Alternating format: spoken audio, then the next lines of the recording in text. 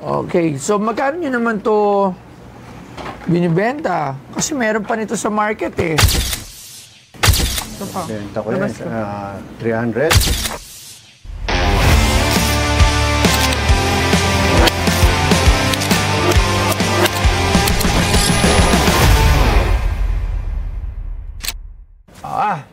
Mukhang daming dala ni tatay Taga saan si tatay? Actually, tiga-Hawaii ako eh. Taga saan pa? Hawaii. Hawaii! Oh, aloha! Tay, lagay niyo mo ito tay sa inyo. Taga-Hawaii po kayo. Tay, dito ka, tay. Matagal na po kayo sa Pilipinas. Oo, nagbakasyon lang ako. Balik na ako itong 25. Yan. Sa Hawaii? Oo. Wow! So, Hawaii-based na talaga kayo. Citizen na kayo doon. So, I'm living in Hawaii. So, saan niyo naman 18 years na. pinapanood niyo naman yung Oo, show lagi ko? ito napapanood. Oo. Kaya nga sinubukan kong iuwi itong mga na-collection ko. Ano po pangalan niyo tay? Manuel Manny Bautista. Manny Bautista. Taga saan po kayo sa Pilipinas? Actually, tiga-Tondo ko pero may bahay ako sa Bulacan. Oo. Santo Niño. Tapos ngayon sa Hawaii. Ano pong ginagawa niyo sa Hawaii? Doon na, Doon trabaho. siya natira. Aloha, Hawaii. So sige sir, ano pong dala niyo dito? Tignan po muna natin. Dala ko muna itong mga Hot Wheels eh.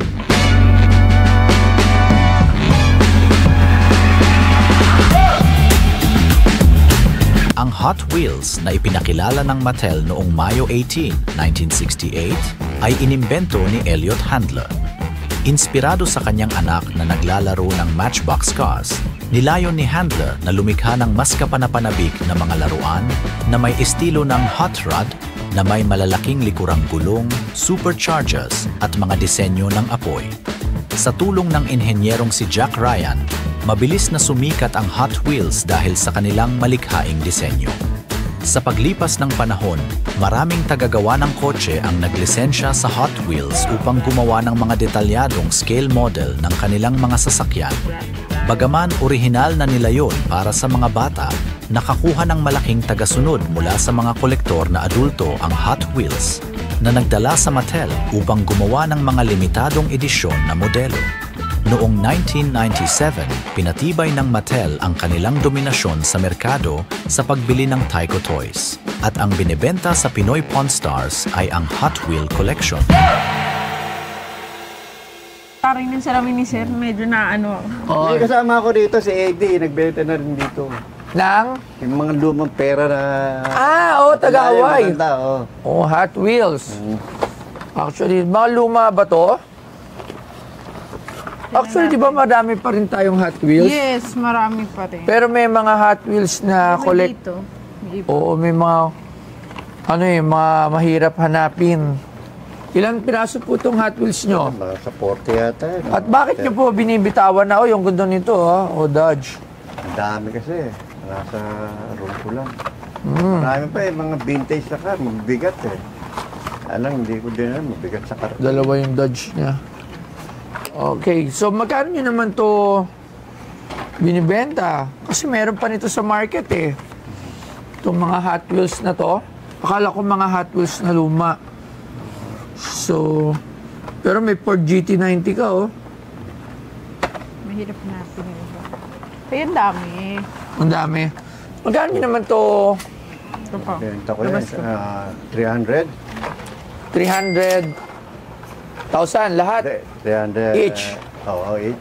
Alright, actually wala akong, hindi ko alam ang presyuhan ng isang Hot Wheels. So, pero si anak ko mahilig dito. So, Pero, inaano niya, binubuksan niya. Binubuksan For a ng anak ko. collection. Binubuksan niya, tas wala na. Yung anak ko Hello, ngayon. Chuck. Oy! Jaguar, ang ganda May double-double. So, sige. Tawag tayo ng isang toy collector. May sa laruan to. Okay. Si Sir Anthony Kyle, the Filipino figure. Sir Anthony. Sir Anthony Mark. ba si Kyle. ano? Mark Anthony Kyle. Okay. Dami niyo pa. Akala Mark ko Anthony bago. Kyle. What do we have here? Ayan, Hot Wheels. Hot Wheels. Ilang Hot pieces? Wheels Bilangin mo collection ulit. niya. Na 40 hindi naman pieces siya ito tayo. luma. Maganda yung paglalaki yung anak mo yun. Hindi to sa Toys R Us. Saan to nabili, boss? Dala ko yung galing Hawaii. Okay. So, Sir, Boss Mark, Boss, meron ka bang isa dito na sa pagkakaalam mo ay limited edition? Yung isa siya out of, or pare-pareho ang tingin mo sa kanila? Ang pagkakaalam mo. Nung nabili mo siya, no? Pare-pareho. Actually, More or less. More or less. actually yung scale niya, 5 out of 5. Mm-hmm. So it means, totoo ba to pag sinulat sa Hot Wheels? I'm not familiar. Totoo, 5 out of 5. Nag-iisa yan eh, no? Sa lahat. So ibig sabihin, 5 lang talaga nilabas niyan? Ganun ba yan? Hindi to scale eh. Numbered. Numbered nga. I mean, yung nilabas niya, yan ba yun? I don't think so. Yung ano lang, yung parang engine model or ano. Hindi siya yung tipong numbered talaga. O eto, 2 of 4 cars. 4 na klaseng gatong series. Na kulay or design. Pero madami. Alright. Ito, meron ding nakalagay dun sa tuktok eh. Ito siguro yung nilabas. Maybe. Iba-iba naman klase siya eh. Kasi that's a tough community. Ang dami talagang variants ang tawag nila dyan. Pero meron dito mga kinokolekta talaga eh. Ikaw, nagko-collect ka ba nito? Yes, actually, kaya kami nag-collect ng ganyan because of our kids. Yung son ko, si Carmelo, he's really addicted to Hot Wheels. Hot Wheels. Ano ang pinakamahal na Hot Wheels na nalalaman mo? Madami. Para yung bote din. Parang meron sila yung talagang sobrang taas yung mga value na aabot ng 200,000. Mga ganyan. So, wala dito yon. Ano, meron kang in particular na... I don't think so, and I don't think pagkagal yung value, hahayaan nila na nagugusot yung mga sigurado naka-crystal case yun. Okay, so... Pero very nice collection ito. Lalo kapag yung likod eh, ano talaga eh, ano, UK, saka Canada, so that would mean binenta to sa US or Canada. Ito gusto kong kotse, Charger. Dodge Charger. Wala, meron ko lang yung ano. Iba kasi yung Challenger. itsura dun sa atin, yung mga lumabas dito sa atin. Pero basically, the same naman yung itsura ng harap.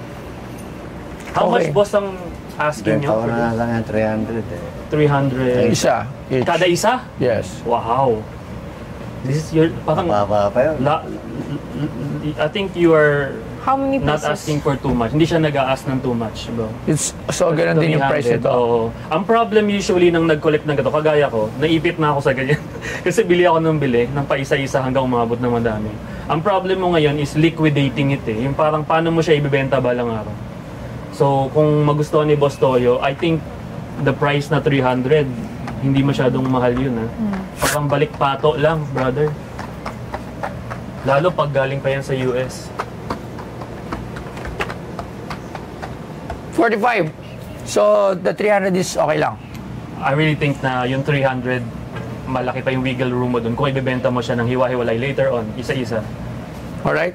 Maraming salamat, Sir Kyle. Thank you. 45 pieces. Thank you po. 45, sige, bigyan mo. Good luck sa Okay. So, sir. Ha? So, sir, ang total nito is 13,500 sa 45 pieces. Pero syempre, kailangan tatawad pa rin si Boss Toyo. Wala Tama. niya. 12,000 pesos for everything. Okay, deal. Okay. Wala pa. Okay. Sarap mo na 13. 12,500. Oh, sorry pa tayo. Walang problema dyan sa iyo. 12,500. Maraming salamat, sir. 12,500 para din sa isang set ng Hot Wheels. Actually, Alam mo, ganyan meron bilis ka usap si sir. meron ba tayong ibang Hot Wheels? Meron na ba tayo? Wala pa. So, ito na yung una naming Hot Wheels. Maraming Meron tayong salamat, lalaki. sir. Thank you Thank you very so much much. para dito. Thank you po. Aloha. Ayun, kita kami ni Boss Toyo na nakita niya namin yung Hot Wheels ko. Nagkasundo kami sa presyo. At binayaran niya. Yun lang. Okay lang.